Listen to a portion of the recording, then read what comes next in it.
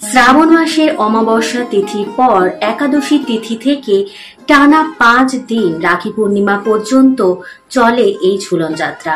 এই ঝুলন পূর্ণিমাকে অনেকে শ্রাবণী পূর্ণিমা বলেও চেনে। আমরা যারা কৃষ্ণ ভক্ত তারা সকলেই জানি ভগবান শ্রীকৃষ্ণের উদ্দেশ্যে এই 12 মাসের মধ্যে 4টি যাত্রা পালন করা হয়। আর এই 4টি যাত্রা পালন কিংবা দর্শনে আমরা কিন্তু পরম ধাম লাভ করতে সক্ষম হই, অর্থাৎ এই জন্ম মৃত্যু চক্র থেকে আমরা কিন্তু চিরতরের জন্য মুক্তি লাভ করতে পারি। সর্বপ্রথম হচ্ছে দোলযাত্রা, তারপর আসছে রথযাত্রা, তারপর আসছে ঝুলন যাত্রা এবং সর্বশেষ হচ্ছে রাসযাত্রা। এই 4টি যাত্রা আমরা যদি দর্শন লাভ করতে পারি কিংবা আমরা পালন করতে পারি তাহলে কিন্তু আমরা অনেক পুণ্য লাভ করতে সক্ষম হই এবং ভগবান শ্রীকৃষ্ণের পরম ধামে আমরা যাওয়ার টিকিট পেয়ে যাই। ঝুলন যাত্রা শুরু হবে 16ই আগস্ট শুক্রবার এবং শেষ হবে 19শে আগস্ট সোমবার। এই বছর ভারতবর্ষ, বাংলাদেশ এইসব দেশে কিন্তু 4 দিন পড়েছে ঝুলন যাত্রা এবং আমেরিকা, দক্ষিণ আমেরিকা এইসব জায়গায় 5 দিন পড়েছে। আজ আমরা জানবো বৃন্দাবনে কদিন পালন হয় এই ঝুলন যাত্রা। বৃন্দাবনে 13 দিন পালন হয় এবং এইটি গোকুলে পালন হয় 1 মাস এবং পুরী শ্রীধামে পালন হয় এটি 7 দিন অর্থাৎ ঝুলন যাত্রা। এবং আমাদের এই সকল ইস্কন মন্দিরে 5 দিন পালন হয়, তেমন সকলের বাড়িতেও 5 দিনই ঝুলন যাত্রা পালন হয়ে থাকে। ভগবান শ্রীকৃষ্ণ অনেক লীলা করেছেন, তাদের মধ্যে ঝুলন যাত্রাও একটি লীলা। প্রত্যেকটি দেবদেবী কোনো কর্ম করলে সেই কর্ম যদি শুধুমাত্র ভক্তদের আনন্দ প্রদান করার জন্য হয়, এই কর্ম যদি কর্মবন্ধনে আবদ্ধ না থাকে সেইটিই হচ্ছে লীলা। এবার আসা যাক ঝুলন যাত্রার ইতিহাস। সেই ইতিহাস কি বলছে? ইতিহাসে অনেক কাহিনী রয়েছে, আজকে আমি আপনাদের সঙ্গে একটি কাহিনী শেয়ার করব। ইউপি ও বিহার এমন জায়গায় শ্রাবণ মাসের আবহাওয়া খুব সুন্দর মনোরম থাকে।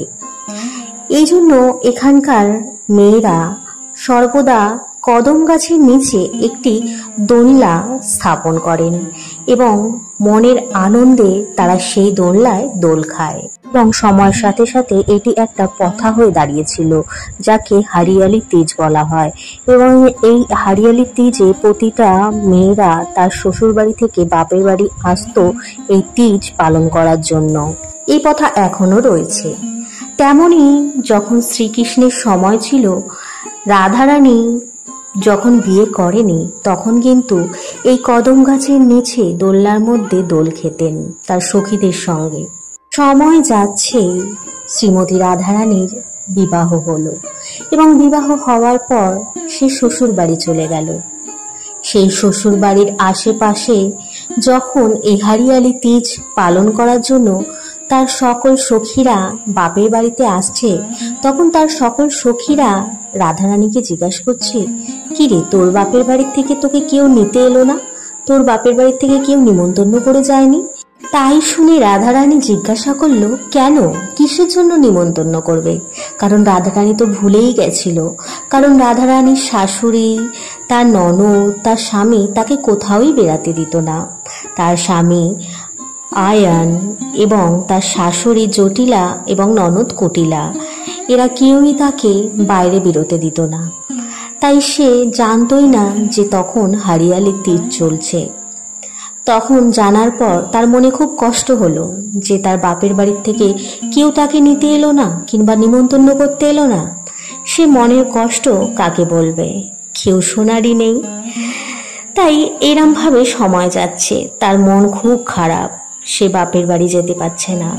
তখন সে শ্রীকৃষ্ণকে ভেবে আরো কষ্ট পাচ্ছে, কারণ এই সময় সে যদি বাপের বাড়ি যেত তাহলে শ্রীকৃষ্ণের দর্শন পেত, সেই ভেবে সে আরো কষ্ট পাচ্ছে।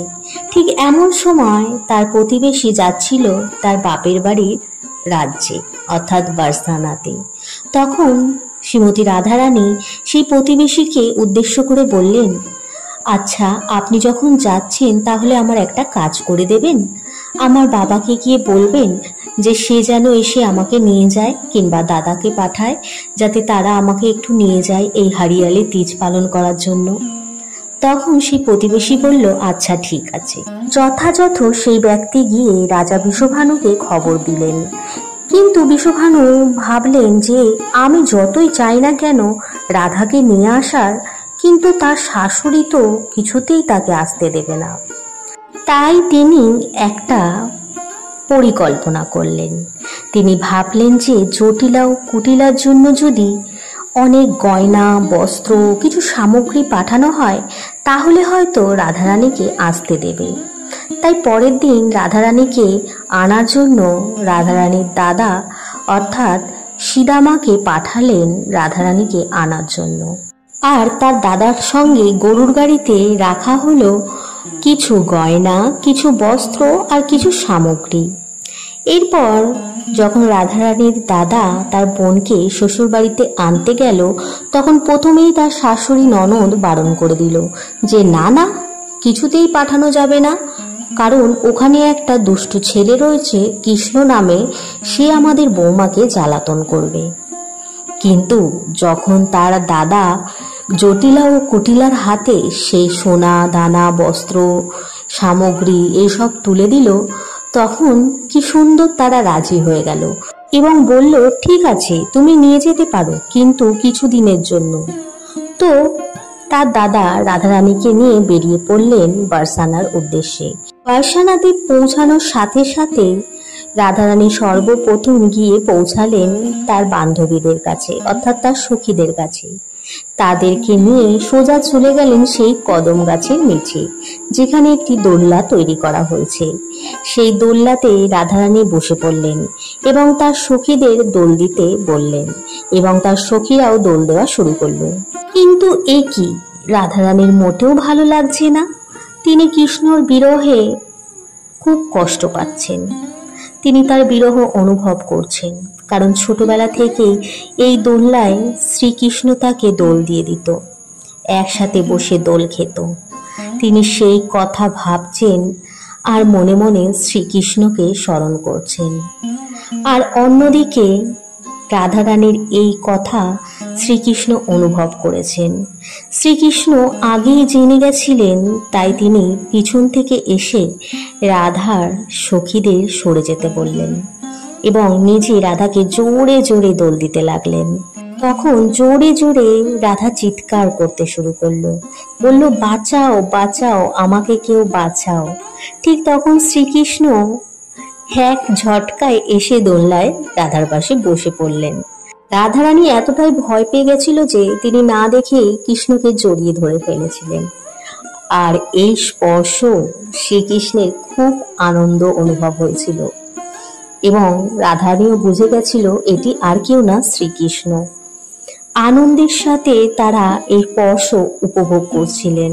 তখন শ্রীকৃষ্ণ রাধারানীকে বললেন, আরে আমি তো এই জন্যই এই লীলা করেছি যে কোনো কারণ ছাড়াই রাধা যেন আমাকে জড়িয়ে ধরে। এই শুনে গোপীরা খুব আনন্দিত হলো।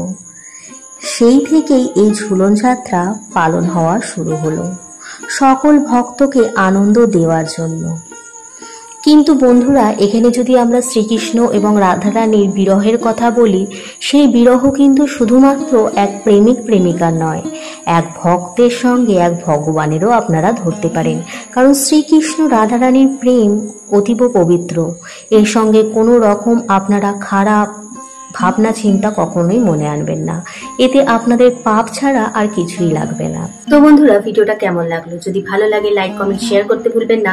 পাশে থাকার জন্য সাবস্ক্রাইব করতে ভুলবেন না। বেল বাটনটাকে অবশ্যই প্রেস করে দেবেন, যাতে আমার ভিডিওর প্রতিটা নোটিফিকেশন আপনাদের কাছে সবার আগে পৌঁছে যায়।